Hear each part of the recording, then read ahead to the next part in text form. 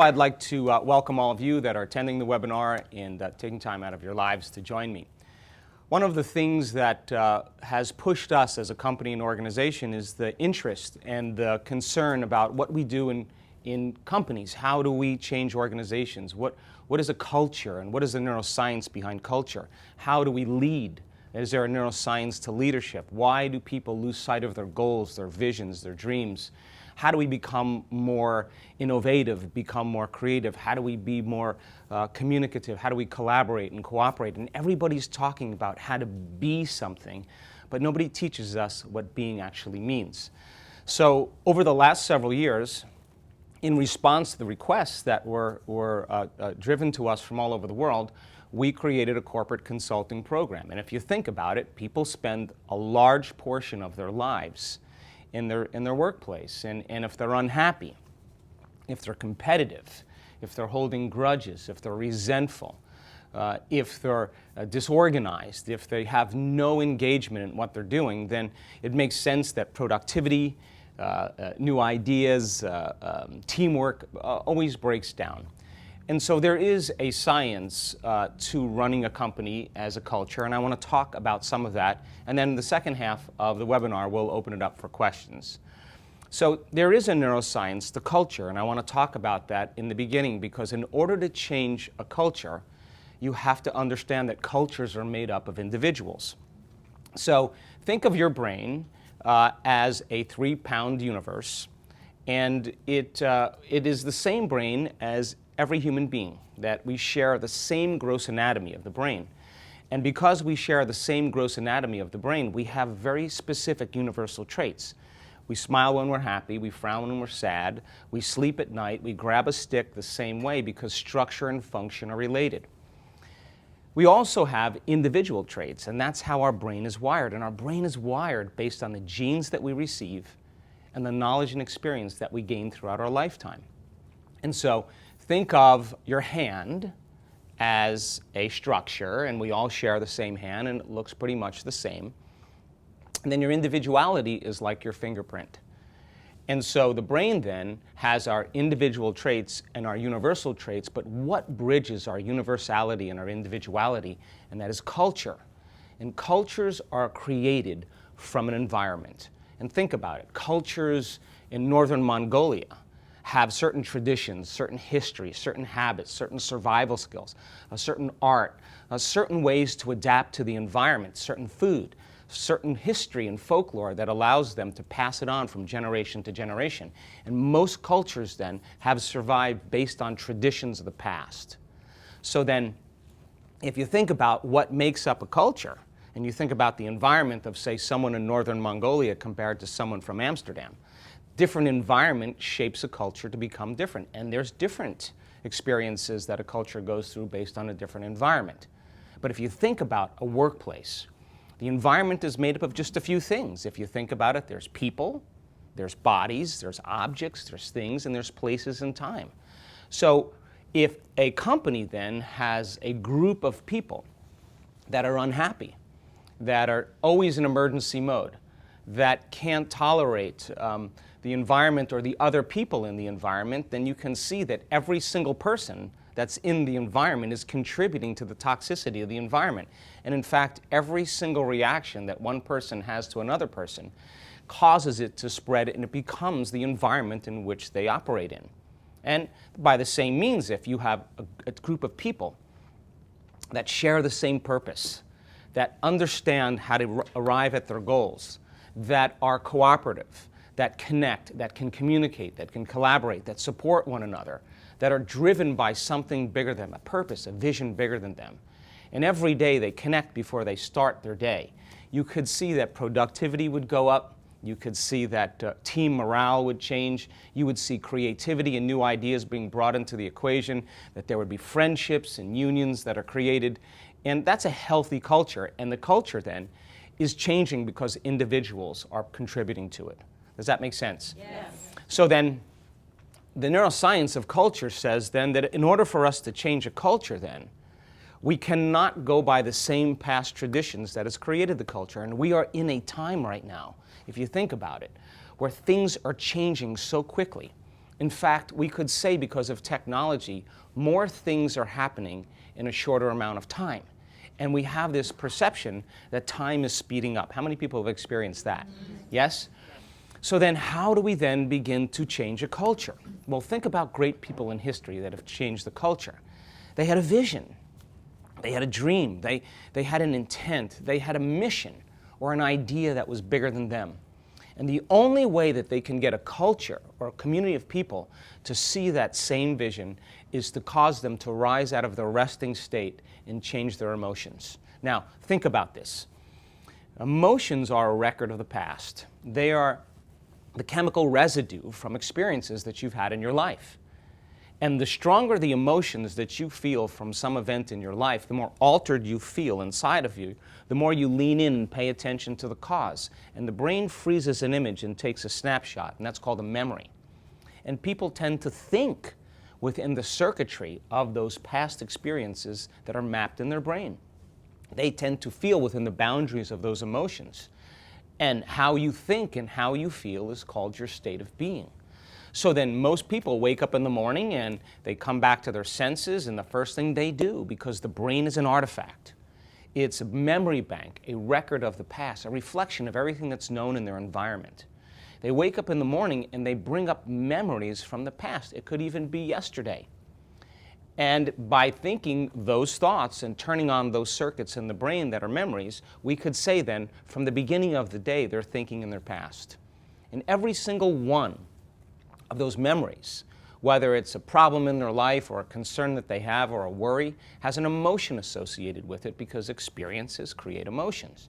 So the moment they start feeling unhappy, now their body is in the past. So then most people start their day viewing their future through the lens of the past, and they can't see possibilities because they only see equal to how their brain is wired and to how they feel. In other words, you don't see things how they are, you see things how you are. So then how do we help people to share the same vision? Well, great leaders in history knew how to take people out of their resting state and raise their emotional state. And when you combine a clear intention, a vision of the future, with an elevated emotion, the stronger the person feels excited and inspired and enthusiastic about that future. The more they are altered, the more they're going to pay attention to the image in their mind. And we could say, by combining a clear intention with an elevated emotion to a group of people, you can move their brain and body living out of their past-present reality into a future-present reality. And if thoughts are the language of the brain, and they are, and feelings are the language of the body, and how you think and how you feel creates a state of being, you now have individual by individual in a new state of being. And a new state of being is a new personality. And a new personality is always connected to a new personal reality or a new reality, period. So then the moment the person lowers their energy and they return back to the familiar emotions in their environment, then it makes total sense then they're no longer going to see that vision because they're looking through the future, looking through a lens of the past to see their future. So then teaching people how to self-regulate and maintain that state of being is the work that we teach. And it turns out that there's a formula in order to do that. So by combining a clear intention, there's something very dynamic that happens in the brain. We talk extensively about this part of the brain called the frontal lobe. And the frontal lobe is 40% of your entire brain. That's the part of the brain that's creative. When you begin to think of new possibilities, when you begin to speculate new options, new ways of being, you turn on this part of the brain that's a creative center. And when you start thinking about doing things in new ways, when you start asking bigger questions like how can we arrive at our goals, what's our purpose, what's our vision, can we create a culture of individuals that are dynamic? The moment you start asking that question, you turn on the frontal lobe, and it has connections to all other parts of the brain. And what it's looking for is to answer that question. And when it becomes activated, it searches the landscape of the entire brain, and it looks for associated neurological networks in your brain to answer that question. So if you read the book, if you went to the seminar, if you listened to the podcast, if that information is stored in your brain, the frontal lobe will call it up. And if you've had certain experiences in your life that have brought you to a certain level of understanding, it'll recruit those neurons. And when enough neurons begin to turn on in the brain, and the brain starts firing in a new sequence, a new pattern, a new combination, we could say in that moment the person is changing their mind. Because mind is the brain in action. And when all those neurons begin to fire in a very holistic state, when they start firing in tandem, you get an image or a picture in your mind. And that's a vision of the future. That's a new possibility. And that possibility for the person who's inspired by what they just got in that moment, there's an emotion associated with it. And now we're changing a culture by no longer relying on the environment to begin to reflect to us the nature of the culture. The internal environment of the person is actually changing the culture, and person by person is changing their state of being. How many people understand that? So then, we've studied motivation, and it's important to talk about motivation because what gets people engaged in work? What gets them engaged in their life? What gets them engaged with community? And the highest form of motivation turns out to be what we call mission motivation, or duty motivation, or purpose motivation. When people have a vision to contribute, a vision that's bigger than them as an individual, some way to influence a culture or to make a difference in the world, we could say then when that vision is bigger than them, it's a good reason to get out of bed. Yes. And so the highest form of motivation is called purpose motivation and duty motivation. And we're going to talk about purpose in a minute. But the next form of motivation is called personal conviction motivation. And personal conviction motivation is still a high form of motivation, but it's not the highest form. Personal conviction is when you say, I'm going to do this because I said I'm going to do it. And that's kind of really bringing all your will and all your intent into the picture.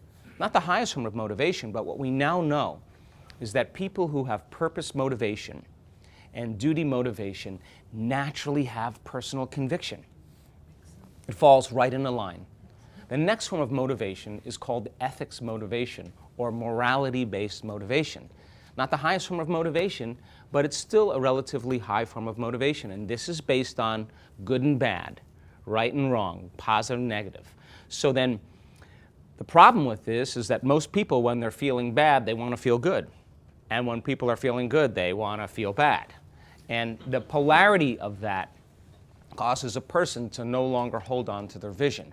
And yet, people who have a strong sense of purpose, that are clear on their intent, that understand a mission that's bigger than them, that naturally have personal conviction, their ethics fall right in alignment with it. They have a healthy compass. The next form of motivation is called self-aggrandizement motivation. This is for recognition, for popularity, to be noticed, to get attention. Not a very high form of motivation by any means.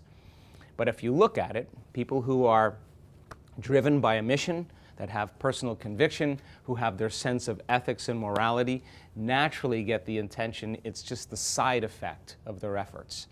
Now, the lowest form of motivation is called money motivation. And everybody understands when a person is money motivated, when they get close to you, you can sense that they want something from you. And if you look at these, people who have mission motivation, have personal conviction, that have a sense of ethics and morality, are getting all the attention they need. The side effect of that, the energy, the potential energy, the worth in what they've done comes in the form of money. So the highest form of motivation tends to be the most selfless. And the lowest form of motivation tends to be the most selfish.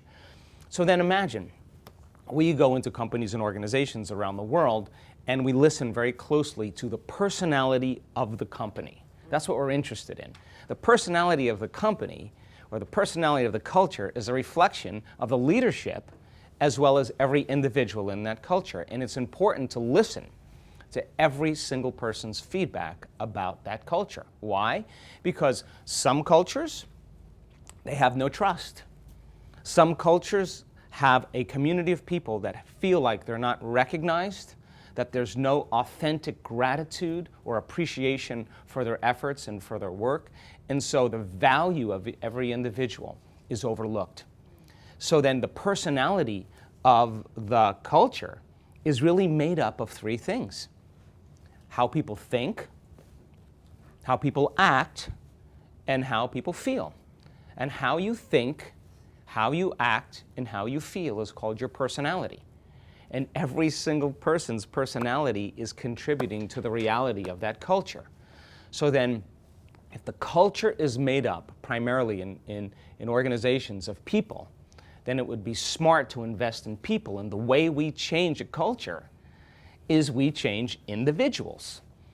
So then if a person is thinking the same thoughts every single day, if they're making the same choices, if they're demonstrating the same behaviors that become hardwired habits, to do the same thing over and over again, to reproduce the same experience that stamps the same networks of neurons into the same patterns, to produce the same familiar feeling over and over again, and let's just say a person's doing that for 10 years on end.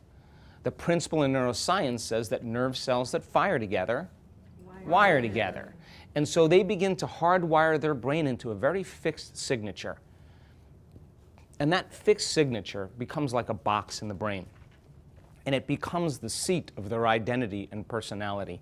In other words, their personality becomes very hardwired. So then, when it comes time to change, they're still thinking the same way, acting the same way, feeling the same way, and expecting something to change in the culture. Like, I'll wait for that person to change. I'll wait for this to change. I'll wait for that to happen. They're going to wait for something outside of them to change their inner state. It turns out then they spend their whole time at work living in lack or separation, living in frustration, living in resentment, because nothing's changing in the culture. And yet, if you can have individual per individual beginning to change, then you can see they're contributing to the change in the culture. And there is a formula that we teach that allows people to begin the process of change.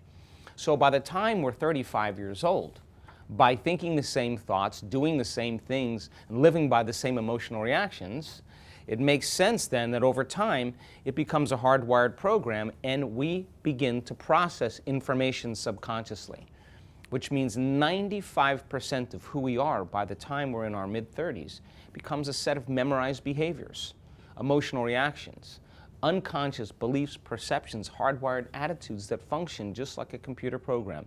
You hit start and it runs automatically, which means then that most of the time, most people are conscious 5% of their time, and the rest of the time they're running a series of unconscious programs. Now think about this. On your cell phone, if you have several apps open and you're running several different programs and you can't connect to a Wi-Fi signal, then you would have to agree with me that you're draining your batteries, yes? And this is exactly what happens in a culture. So then, investing in the personality of each individual by changing the personality of every single person is changing the personality of the culture. So then, the first step to change is becoming conscious of our unconscious thoughts, becoming aware of our automatic hardwired habits and behaviors, and beginning to notice and observe what emotions that we're feeling.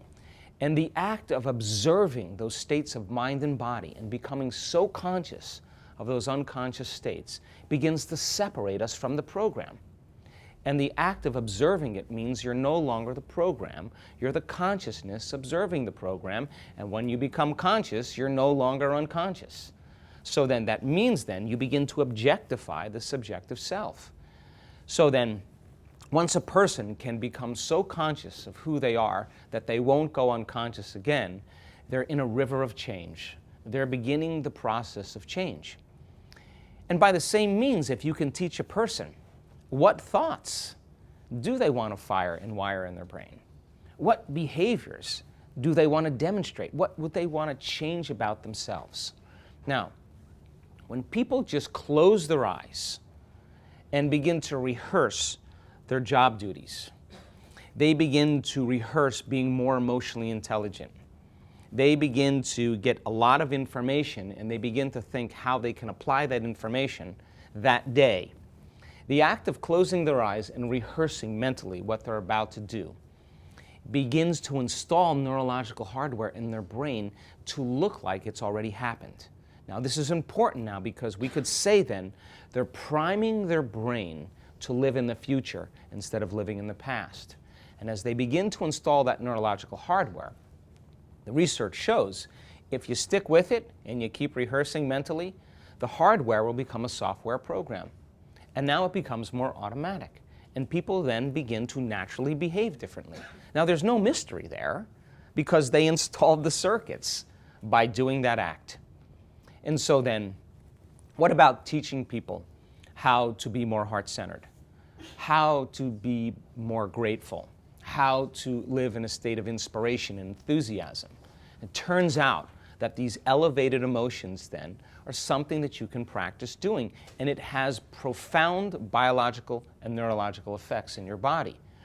So when we do this properly, we're saying then to an individual, okay, you're going to start your day, and you're going to have to trade impatience, frustration, resentment, competition for an elevated emotion. And the measurements that we've done in our research shows that this can become a skill. Now, when you begin to open your heart and you begin to function with an open heart, there's dramatic biological changes that take place in the way the heart begins to beat. And the heart begins to become more orderly. And the moment there's more energy in the heart, it drives more energy into the brain. The research shows that. By the same means that once a person begins to know how to activate this center, the trauma that they've had in the past from past events, they reset their baseline in the survival centers of their brain. So now the person now is getting a reboot to a better level of tolerance to the environment. So then this center, once it's opened, is the center in which we connect. It's the center in which we trust. It's the center in which we're inspired, where we create. This is our creative center.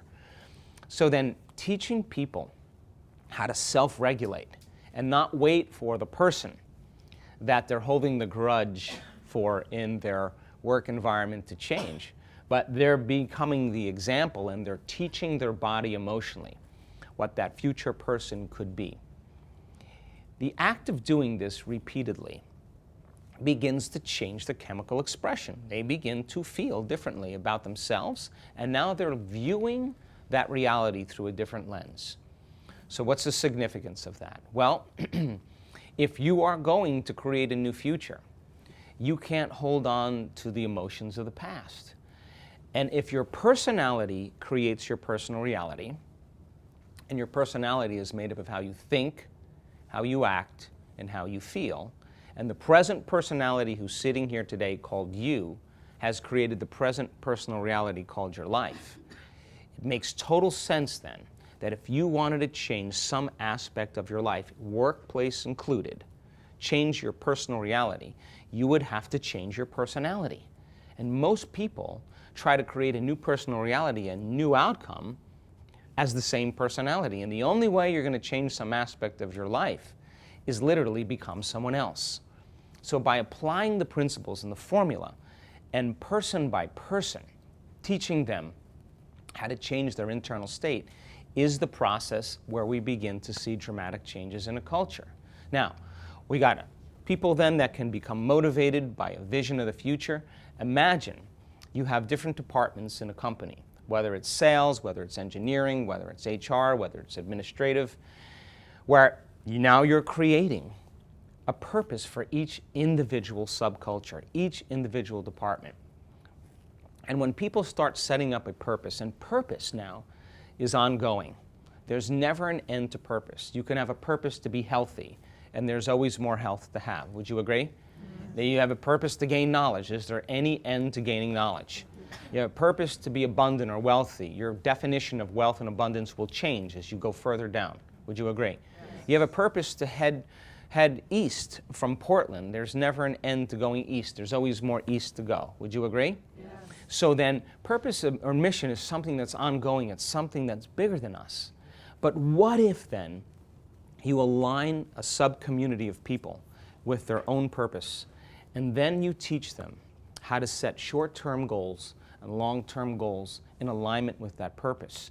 you would have to agree with me then that if they arrived at their short-term goal, it would be a reflection that they've been on purpose the entire time. Would you agree? Yes. And would you agree then if they were arriving at a long-term goal, it means that they would have to sustain that purpose every single day. And they would have to get their behaviors to match their intentions, their actions equal to their thoughts. Every single day, they would have to have that vision or that goal in mind and literally live that purpose. Would you agree? Yes. So then, if purpose is ongoing, purpose is one of the elements that's important for cultural change. The second element that's important is called competence. And competence is being really good at what you do. And developing the skill of competence is just a simple formula. We have 3 brains that allow us to go from thinking to doing to being. And every time a person is trained, every time a person is engaging in knowledge and information, they're making new synaptic connections in their brain. That's what learning is. Every time you learn a bit of information and you pay attention to it for at least an hour, the research shows that you can double the number of connections in your brain. But the research also shows that if people don't review it, if they don't communicate, if they don't share it, they don't pay attention to it and talk about it, those circuits will prune apart within hours or days. So if learning is making new synaptic connections, then remembering is maintaining or sustaining those connections. So then, turns out you can do this through your entire life. If you're in your 80s and your 90s, if you're 100 years old, the brain can still make new connections. Now, that information is stored in the thinking brain called the neocortex, the seat of your identity, the seat of your conscious awareness, the autobiographical self. This part of the brain plugs you into 3-dimensional reality and allows you to begin to see the world through the lens of your neurological network. And so the more knowledge you have, it makes sense then, the more you have the resources to create a bigger vision. Would you agree? Yeah. Now, the next step is to take that intellectual, philosophical, theoretical knowledge and to do something with it, to apply it, to personalize it, to demonstrate it, to modify your behaviors in some way and initiate that knowledge. And if you're successful in changing a behavior to match your intention, to get your actions equal to your thoughts, you are going to have a new experience. And the experience then causes you to make more new connections in your brain. Experience enriches the brain. And as you're plugged into the 3-dimensional reality and everything you're seeing and hearing and smelling and tasting and feeling, all the sensory information is rushing back to your brain. And those neurons begin to organizing into networks. The moment they string into place, the brain makes a chemical. And now the second brain is activated, called the limbic brain, the chemical brain, or the emotional brain. And the moment the person feels successful, the moment the person feels empowered, the moment the person feels compassion or motivated, that when they feel that new emotion, now they are teaching their body chemically to understand what their mind is intellectually understood. So we could say that knowledge is for the mind and experience is for the body, and in that moment they're embodying the truth of that information. Information now is making it to the body. Now it's no longer theoretical or philosophical.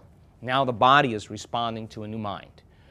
And the new feeling that you're having from that event is literally changing your biology. Genes are upregulating, and genes make proteins, and proteins are responsible for the structure and function of your body. And in a sense, you just altered a person's future. You altered their timeline. So then, if you've done it once, to develop competence, to develop a skill, you have to be able to repeat it. Yes or no? Yes. And if you can repeat something over and over again and pay attention and repeat it and keep applying knowledge and keep getting instruction and keep modifying your behaviors and refining your actions, if you keep doing that over and over and over and over again, you're going to activate that third brain called the cerebellum, the seat of your habits and your skills. It's when you've done something so many times that you no longer have to consciously think about it. It becomes who you are. It's innate in you. It's automatic. It's easy. And you say to people who develop a skill like that, how do you do it? And they'll tell you, I don't know. I've done it so many times, I no longer have to consciously think about it. Now they're mastering that philosophy. It's becoming their state of being. How many people understand? So when we get to that level of competence, that level of internal order, when we get to that place, we could say then that no person, no thing, no experience in our outer environment is going to change how we feel in our inner environment. And now we're beginning to master our environment. So now the competence is the training from going from thinking to doing to being. And we have all the biological and neurological machinery to do this. And once a person is competent, that means then they're going to stay on purpose longer than most people that are not competent. Would you agree? Yeah. So the third element that creates excellence in an individual is called accountability. And accountability means then, if you're asked to do something, you do it. Or if you say you're going to do something, you do it. And so then imagine a person who has a good sense of reliability, does their job really well, and is on purpose. How many people would agree that you don't have to think about that person? Yes. You don't have to think about them at all. They're autopoietic, like a cell. They're taking care of themselves. And if you have a community of people that are well trained like that, every individual in the community, we would agree then that the moment a person is no longer competent, the moment a person is no longer accountable, the moment the person loses their focus and their vision of the future, they're going to be outstanding. Because if everybody else is on purpose and everybody's competent and accountable, the one person that isn't is going to stand out in the culture. Would you agree? Yeah. And what's going to happen is that if the culture is self-sustaining, is someone's going to have to stop doing their task and turn around and help that person. Now, that happens all the time in communities. It happens all the time in companies. But if you have to keep going back and addressing it, then you would agree with me that the person that has been doing their job function is going to be altered as well. Yes or no? Yes. So then that person needs to be trained, or they need to be put in a different position, or they need to be let go of, because the living organism, the organization is being compromised because of one individual. So purpose, accountability, and competence creates excellence in an individual, but it creates trust in a culture. And trust means that everybody's moving in the same direction. And so imagine that this is teachable. Imagine then that people can begin to apply these simple principles and begin to see dramatic changes in the culture. And we've seen this in the companies and organizations that we've worked with around the world. So then what is the biggest reason? What is the biggest reason that people lose sight of their vision? And it's something very simple. It is the hormones of stress. Now, living in stress is living in survival. And stress is when your brain and body are knocked out of balance. Stress is when your internal state is knocked out of order because of some danger, potential threat, or your perception that something's going to get worse in your outer environment. Now, the research shows that the majority of people in the Western world spend about 70% of their time living in some type of emotional imbalance, some type of stress. And so then there's a natural innate mechanism in the body called the stress response. And the stress response is what your body does to return itself back to order after the event is over. And it's a primitive nervous system that switches on. That has been, it's indigenous in many different species. So the moment the species is perceiving a predator or a threat or a danger in its outer environment, it begins to turn on an automatic system, an automatic part of the nervous system called the autonomic nervous system. And the autonomic nervous system has one objective, and that is to mobilize as much energy as possible to prepare itself for the threat in the outer environment. Now, that's very adaptive if you're being chased by a saber-toothed tiger, because the moment you perceive that threat, you're going to have to make a choice very quickly. You're either going to run, you're going to hide, or you're going to stay and duke it out and fight. But the better chance is hiding and running. So then, for survival. So imagine, though, that it's not a saber-toothed tiger that's waiting outside the cave. Imagine it's the coworker sitting right at the next desk next to you, which means what was once very adaptive becomes very maladaptive. Because when you turn on the stress response and you can't turn it off, now you're headed for disease. Because no organism can live in emergency mode for an extended period of time. Why? If you're mobilizing all this energy for some threat in your outer world, there's no energy in your inner world for growth and repair. So what happens? Blood flow goes to the hindbrain, which means employees are going to think less, they're going to react more. The arousal of those chemicals begins to become a rush of energy that they rely on, so they need the frustration, they need the anger, they need the resentment to feel some emotion, and they start to use the problems and the people in the environment to reaffirm their dependency on this emotional state. And in a sense, they become junkies or addicted to that emotion. And so then you say, well, let's get rid of that person. Well, let's get rid of that person. There may just be another person that they choose to do that with. How many people understand? Yeah. So then, if the personality of the culture is based on survival and emergency, then you would have to agree with me, then productivity would go down because it's not a time to learn. It's not a time to create. It's not a time to open your heart. It's not a time to forgive. It's not a time to communicate. It's not a time to be collaborative. It's not a time to connect. It's a time to run, fight, and hide. And imagine an organization, a living organism, where living in emergency mode, it makes sense then that sooner or later there's going to be some breakdown in the culture. And then when there's a breakdown, then it's usually too late. Would you agree? So now, when there's that rush of chemicals from some potential danger in the outer environment, now listen closely, based on your perception, it's real or imagined, that the moment you switch on that system, there's a whole host of biological changes that take place in the body. Pupils dilate, respiratory rate goes up, heart rate increases, blood is sent to the extremities, the immune system dials up and then it dials down, reproductive system shuts off. Not a time to grow a baby, not a time to digest food, not a time to learn, not a time to think.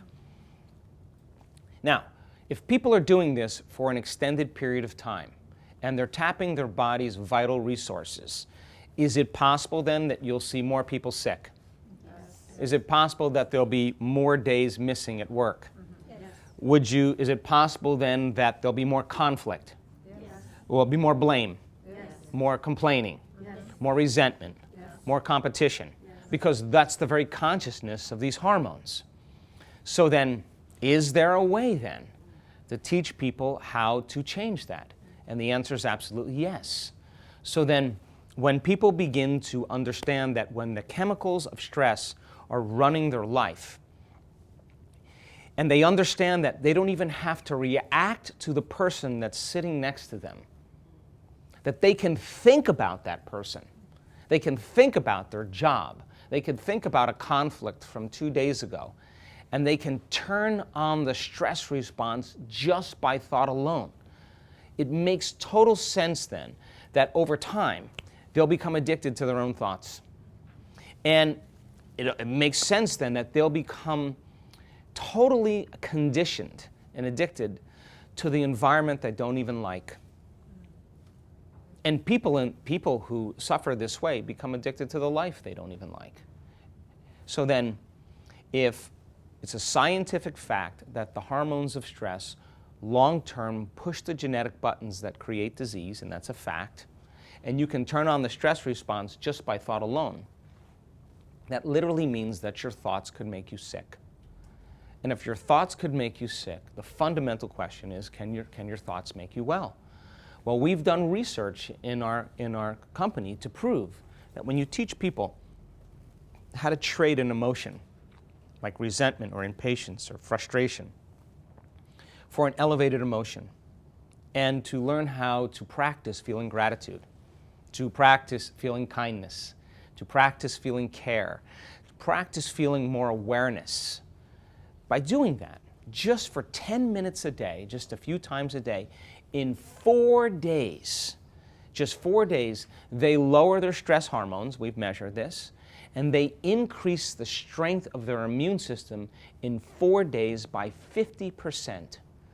That means then their immune system is upregulating to such a degree that bacteria, opportunistic bacteria, don't have an opportunity to live on a compromised immune system. Now they're greater than their environment.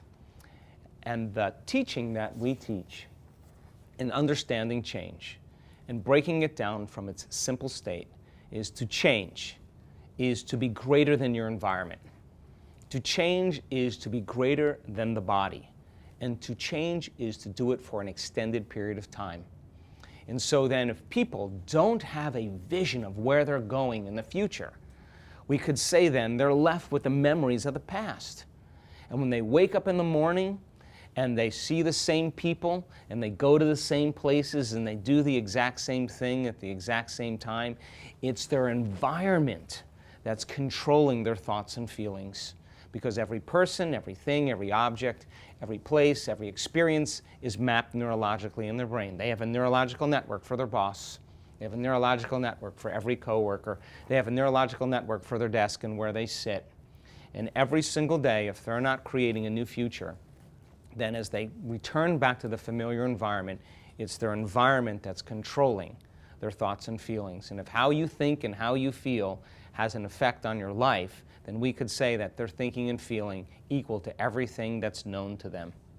So then to change then is to change your state of being, your thoughts and feelings, to be greater than the conditions in your environment and no longer be looking at the person next to you, but really working on yourself. And you have a community of people that are doing that independent of their environment. The environment begins to change. And if a person is waking up every day and dreading going to work because of the memories that are etched in their brain, and every one of those memories has an emotion of discouragement or unhappiness, it makes total sense then that if they do this over and over again, the cycle of thinking and feeling and feeling and thinking over time conditions the body to memorize that emotion. Now the body has become the mind of that emotion, so that in order to change, they would have to be greater than their body. Would you agree? Yes. And that's the work. So then it also makes sense then that if they wake up every morning and they run through the same routine every single day as they did yesterday, and they're caught up on autopilot, the habit of themselves, and they do that every single day, we could say then their body has become the mind, and it's dragging them into a future based on what they did in the past, and that's a habit. So then the change then is to be greater than the body as the mind and demonstrate a will that's greater than those programs. And of course, if they're living in the predictable future or the familiar past, then known of the past and the known of the predictable future, the only way they're going to change is to learn how to find the present moment. And our research shows that once you find that present moment, there are dramatic changes that take place in the brain. There are dramatic changes that take place in the heart. There's dramatic changes that take place in the biology of the individual. And the side effect of that is the person is more happy. The side effect of the person is more coherent. The side effect is that their brain is working better. And when their brain works better, they work better. And when they're living by the hormones of stress and their brain is disorderly and disintegrated and incoherent, they're disorderly. Does that make sense? Yes. So then we use the model of meditation as a way to teach people how to become familiar with their old self, so conscious of their unconscious thoughts, so aware of their automatic habits and behaviors, and so familiar with those emotions that keep them connected to the past that they don't go unconscious again. In fact, the word meditation, the symbol means to familiarize, to become familiar with. And if they begin to fire and wire new circuits in their brain, and they begin to think about the behaviors that are going to help them to arrive at their goals and to change their state of being every single day, if they keep doing that firing and wiring over and over again, it's going to begin to become familiar to them. And if they trade resentment for gratitude and they cultivate that emotion, they're changing their neuropeptides, they're changing their hormone expression, they're changing their immune system. If they keep doing that over and over again, they're going to like that feeling better than the other one. And over time, they're going to be more tolerant, they're going to be more present, they're going to be more productive because they're in a new state of being. So the model of meditation helps us to teach people how to get beyond their analytical mind and enter the operating system where those programs exist, and they'll learn how to change their brain waves. And when they learn how to change their brain waves, now they're learning how to change from the inside out. How many people understand? Yes. Now, I could carry on for another 2 hours around this. But I want to introduce this model because we're working with great companies around the world. We're working with big corporations. We have a group of consultants and corporate trainers that are making a difference in the world. And people want to be happy in their workplace. They want to be acknowledged in their workplace. They want to have a sense of belonging to a culture. They want to have a vision that's bigger than them. They want to be a part of something, a movement. They want to feel like they're part of something. And that's the new model of the living organism. How then an organization begins to not only live for profits. Profits are the side effect, but live for some way to make an impact on the world and contribute to the world. And the world is changing because of that. And because of technology now, we no longer need an authority to have permission to do this. That because of technology now, we don't need a teacher. We don't need a priest. Excuse me, but we don't need him. I mean, you could have one, but you don't need one. You don't need a doctor. You could have one, but you don't need one to gain information. To gain information. In an age of information, ignorance is a choice. And people want to be empowered. And the empowerment has to take place by changing a culture. By doing that, they have to understand that in order to change a culture, they have to change from the inside out, individual by individual. And there's a formula and a procedure that we've used in companies and organizations around the world that have not only produced happier, healthier, more functioning employees. The side effect of that is there's growth in the company, and everybody should share in that growth. I want to open it up for some questions right now. We'll do a few questions, and then we'll end this webinar. How's that sound? Okay, so is there a question? Yes, there's a question from Laura. She says, what do you advise when a business has a culture of blame and a negative override bypasses amongst their senior management? So the question is, so what do you advise to a company and organization where the overall consciousness of the culture is blame, victimization, negative override? How then do you begin to influence a culture? Well, let me tell you something. That is in every single culture. That is in every single culture around the world. And the first step would be what? Knowledge and information. That once you start breaking down the understanding of suffering, of blaming, complaining, of excusing, you start understanding that that is a mentality of victimization. What that means then is that the person is saying, some person, something, some experience in my outer world is controlling my feelings and my thoughts. And that's a perfect definition of a victim. So, but is it possible then, when you change your thoughts and you change your feelings about the same environment, is it possible then that you begin to influence the environment in which you live in? Yes or no? Yes. So then the person has to learn knowledge. They have to go from thinking to doing to being. They have to stop certain thoughts. They have to inhibit certain behaviors. They have to become aware and change some emotional states. If they can't get beyond the old self, then they'll always return back to that old self again. And people will say, well, you're focusing on the negative. No, you can't go to the future until you retire the past. And so the person then who's having that state of blame and victimization, we need to call it out. We need to have a very, very important meeting with the entire culture. And we have to call it out. We have to make it something. We have to name it. We have to give it a name. And then people have to understand that they're part of that culture. It's not everybody else. It's them. They're part of that culture as well. And they have to understand that their contribution is adding to that culture. So then every person stops looking at what the other person is doing, and every single person starts turning inward, and they start making the changes. Now, that's point one. But the bigger point is how do we then deal with management? Because if it's coming from the top then the management has to see that their employees are actually not liking them, that their employees are holding emotional states that are limiting their engagement. And if you study just the Gallup polls on engagement, the majority of people that work in the United States alone, billions of dollars in lost profits because people are actively disengaged. You know what active disengagement is? I'm not going to do this, and I'm clear. I'm consciously clear that I don't want to do this. I don't want to move out of my resting state. I'm just going to kind of move along and do what I have to do till 5 o'clock, and then I'll leave and I'll do it again tomorrow. Now, that model has to change. So when we work with management, we like to do feedback forms. It's so important for the management to hear, wow, I don't like this person. They need to hear that they're abusive, that they're intolerant, that they're disrespectful, that they don't connect. They need to hear that. And the majority of times, management is so busy that they're inconsiderate of others. They don't even consider that people feel that way about them. They're too involved in too many other things. So the HR portion of a company is feedback. And getting honest feedback then, look, I've sat with CEOs and I've said to them, 50% of the people in this company don't like you. They're shocked when they hear that. They are shocked to hear that. And yet, the question is, well, not that your purpose should be liked, but the side effect of what you're doing as a leader should draw people to you to create respect. So then you start working with management. Well, what's the neuroscience of leadership? What does it take? What is the biology of personal change and transformation?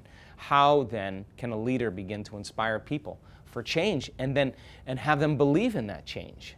So then it has to happen as a top-down phenomenon, and at the same time it has to happen from the bottom up. And when you do that really well, you see very, very quick changes. And so then that person has to get very clear on their purpose.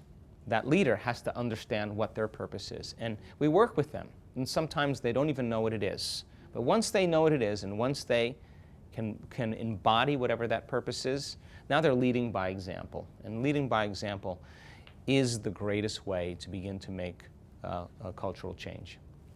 Next question. The next question from the chat is from Stephanie. How do you start with an organization that has low trust due to reorganization and layoffs? Yeah, well, this is a common problem. The question is, how do you deal with an organization that has a low degree of trust and a lot of internal, would you say changes?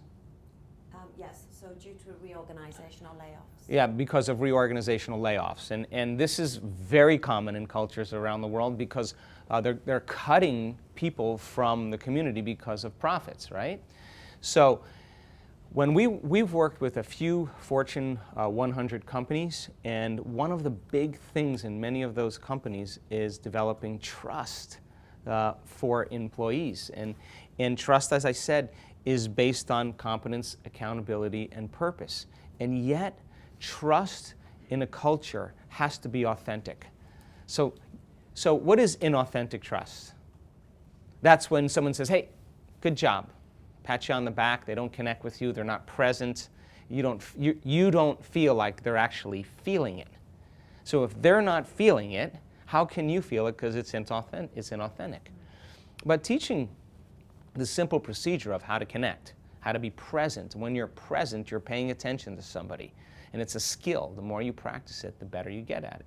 So then teaching leaders how to become more authentically grateful is a very important element, because a lot of the leaders have reached a certain level and now they're just kind of resting on their laurels and they have to become engaged again. If the company is going through a breakdown and going through layoffs and trimming a lot of employees, there's no easy solution around that unless you teach the upper management some important ethical things to do.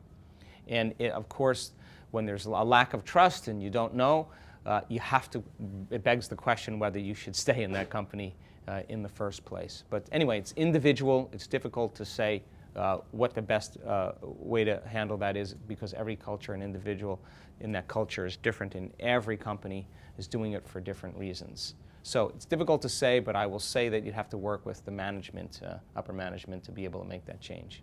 One last question. Okay, this is another question from the chat from Cornelia. She says, how can we create practical experiences so that, for example, a CEO who controls his staff and is very authoritarian and selfish can make changes in a company and build trust? So the question is, how can you work with upper management like a CEO who is very authoritative, very controlling, and keeps people close to him that are important to him and is inconsiderate of everybody else, or her for that matter? Well, that CEO needs some personal coaching and consulting. And CEOs, a lot of them, they know how to go from thinking to doing to being very well. They just stop doing it. And a CEO that tells me, I have no idea how that happened, I always say to them, wait a second, you're the frontal lobe of this company. You should have connections to the entire company. You should know exactly what's going on. That's why you're paid so much to do that, to make sure that you're aware of all of that. So, working with CEOs and companies is a one-on-one job. And again, if a CEO is living in stress, living in survival, brain and body knocked out of balance, and they're in that state where it's not a time to connect, to grow, to flourish, they're going to be very difficult to work with. Would you agree? So private and personal work with upper management is something that we do really, really well. But it has to start from the top, because the CEO is really the leader, the boss of the company, and they need to start doing the work and really beginning to make those changes as well. And one of the things that we're planning on doing in the next year or so, and I'm not saying this in a derogatory sense, but we do a lot of brain imagery, a lot of brain scans. And it would be great for a CEO to see her brain, yeah? To see his brain. And you can say, that's what we're working with here. Do you want to improve? And if you do want to improve, then we can train you on how to make your brain work better. And the side effect of that is they're happier. The side effect of that is more tolerant to stress. They're more resilient to the challenges that await them. And so they have their own challenges. Would you agree? Yes. Different than middle management. They have a board with profits. But one of the things that we do as a company, and when we've consulted with big companies around the world, is I really sit down with the CEO at the end. And when you have the upper management, 150, 200 people, on purpose, and there's an energy in the room, and it's dynamic, and conflicts are resolved, and everybody's headed in the same direction, and they have the clear vision of what their short-term goal is, and they've decided on what choices they have to make, what behaviors they have to demonstrate, what things they have to do, what shorter-term goals they're going to arrive at, and every time they do that, what are the feelings of their future, and become aware of the thoughts they have to stop thinking. They have to get over their choices that they have to stop making. They have to stop doing certain things the same way. They got to stay away from certain people in certain times and places to not reproduce the same experiences, to change their emotional state. When you get a group of people doing this and there's a movement and they're arriving at their short-term goals, would you agree the side effect of that is profits? Yes. There's growth, yes? Yes. And what about long-term goal? Once they reach their long-term goal, there's bigger profits, yes? Yes. And so one of the things that we love to do is we love to sit down with the CEO and say, okay, you're going to make a substantial amount of money if you can arrive at these goals. And your team, all you have to do is motivate them. And you can't motivate them the way you're motivating them. In fact, there's an aversion because of you. There's a lack of productivity because of you. So then let's talk about how you're going to motivate these people so that now they're working for you. But wouldn't it be a good idea if they're purpose motivated, they have personal conviction, they're on purpose with a sense of ethics and morality, they're getting the recognition authentically? Wouldn't you agree the side effect of that should be some type of financial contribution? Yes or no? Yes. So if you say to the CEO of the company, hey, you're going to make a lot of money doing this. Are you willing to take a portion of that money and invest it back into your team with substantial bonuses, commissions? No one's ever said no to me. So if you're making $15 million more this year, are you willing to give up $1 million in commissions? Who wouldn't want to do that? And so it's no longer a card to J. Crew or Amazon for $50. That people don't need that any longer. What they want to do is they want to be a part of something, and then they want to feel like they're invested in the company. Now, last point, think about the morale of a company where everybody has each other's backs. Everybody's on purpose. Everybody's working together. Yeah, there's conflicts, but they got to resolve those conflicts because they can't move on. And it's heated and it's intense, but everybody's coming from their heart and everybody's listening and everybody's paying attention and they're getting feedback and they're saying, okay, I'm going to work on that. And they arrive at those goals. There should be some type of feedback in terms of commissions or monetary gain. And so I think the new model is to invest back into the people that are actually doing the work. And when that happens, one of the things you have as a side effect of that is called retention. And retention means nobody's going anywhere. And retention is, hey, it's 2 in the morning, and I got a fish on the hook, and I got to reel it in. I'll be working now because we're getting close to our goals. And so then they're working at 2 in the morning. Who cares if they show up at 10 in the morning? You're moments away from reaching your goal. CEOs will do anything. Keep them going, and of course, it's a new model. So the point is that with upper management, they have to understand nothing will ever be the same again. We're living in changing times, and if you keep doing it your way, you're antiquated. You got to learn, you got to apply, you got to go from thinking to doing to being, from knowledge to experience to wisdom, from mind to body to soul. And so we teach this by teaching individuals how to do it, and they become more empowered. They become more clear. They become more coherent. They become more cooperative. And that's a being state that they've memorized, and nobody can take that away from them. So thanks for listening. I'll see you in a couple weeks in April to do our second webinar, and we'll go a little further. So I'm going to turn it over to Lindsay. Thank you for your time. Thank you, everybody, for your time today. The next webinar will take place on the 5th of April, 6 p.m. Spain time, which is GMT +1. If you'd like to contact any of our global consultants to take Dr. Joe's work into your organization, please go to www.drjoedispenza.com and click on the tab that says Corporate Training, where you'll be able to access any of our global team. If you want to, you can also go to the chat room and click on the button there. Thanks again.